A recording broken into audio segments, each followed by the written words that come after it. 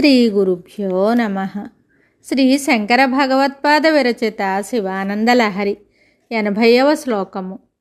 తన హృదయం కఠినంగా ఉంటుందని, తాను భక్తుడు కావటం చేత తన హృదయంలో శివుడు సంచరింపవలసి వస్తుందని తెలిసి ముందుగానే శివుడు పర్వతాలపై సంచరించటం అలవాటు చేసుకున్నాడని ఇందులో శంకర్లు చెప్పారు.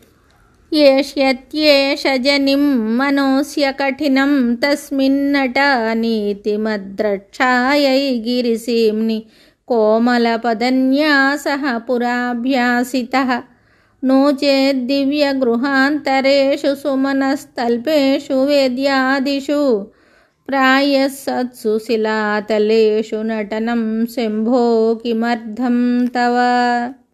ఈ శ్లోకమునకు భావము: ఓ కైలాసవాస, సాంబశివ, నీవు నన్ను గూర్చి ఈ పురుషుడు భూమిలో పుట్టబోతున్నాడు. వీడి మనస్సు మిక్కిలి కఠినంగా ఉంటుంది.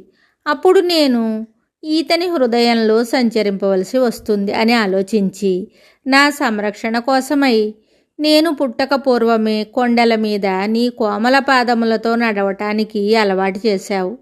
లేకపోయినట్లయితే మిద్దెలు, మేడలు, పూల పాన్పులు, మంచి మంచి అరుగులు నీకు ఉండగా నీవు ఎందుకు ఈ రాళ్ల మీద నాట్యం చేయవలసి వచ్చింది?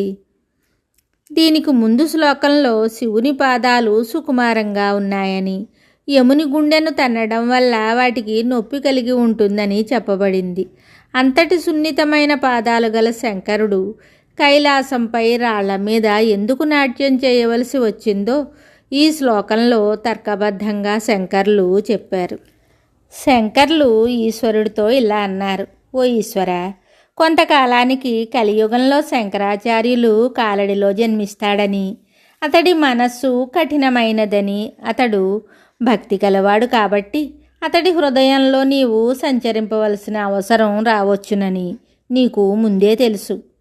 నీకు ఈ విషయం తెలియకపోతే మేడల్లో, మిద్దెల్లో, పాలరాతి భవనాల్లో, పూల పాన్పుల మీద తిరగవలసిన నీవు వాటిని విడిచి ఈ రాళ్ల మీద, కొండల మీద, గుట్టల్లోనూ నాట్యం చేసి నీ పాదాలకు కర్కశత్వాన్ని, దృఢత్వాన్ని అలవాటు చేసుకోవలసిన అవసరం ఎందుకు వచ్చిందో చెప్పు.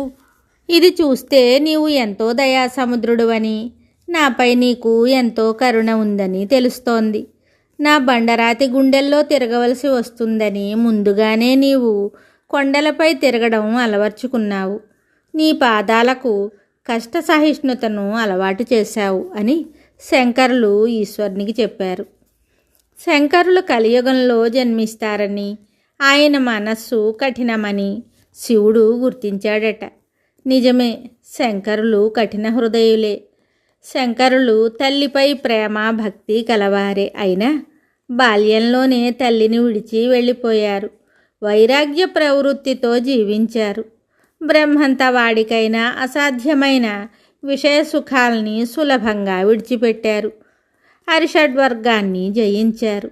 సన్యాసమును స్వీకరించడం, గురువు వద్దకు వెళ్ళిపోవటం వగైరా కఠిన నిర్ణయాల్ని శంకరులు తీసుకున్నారు. అందువలనే భక్తుడైన శంకరుల హృదయంలో సంచరించాలంటే ఆ కఠిన శిల వంటి హృదయంలో తిరగగలిగిన గట్టి పాదాలు ఉండాలి. అయితే శివుని పాదాలు సుమకోమలములని ముందుగానే చెప్పారు. అందుకే కొండలలో, గుట్టలలో అతి మృదువైన తన పాదాలతో నడవటం శివుడు అలవాటు చేసుకున్నాడట.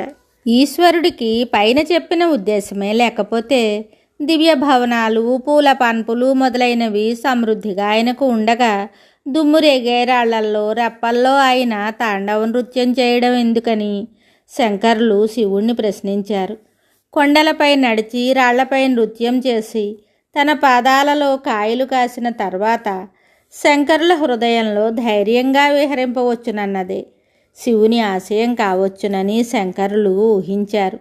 అందుకే వేదమాత ఈశ్వరుణ్ణి నమో గిరిచరాయ గిరిశాయ చ నమః అని నమస్కరించిందని శ్రీ శుద్ధ చైతన్య స్వామివారు చెప్పారు. మరి ఒక శ్లోకంతో మళ్ళీ కలుద్దాం. శుభం.